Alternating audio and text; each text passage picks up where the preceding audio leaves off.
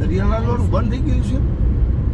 હે દરિયાલાલ વાળું રિસોર્ટ એનું નથી પછી આમ ઓલું આપણે કેવું આ આપણે બગતડા આગળ એક બહેનું કઈ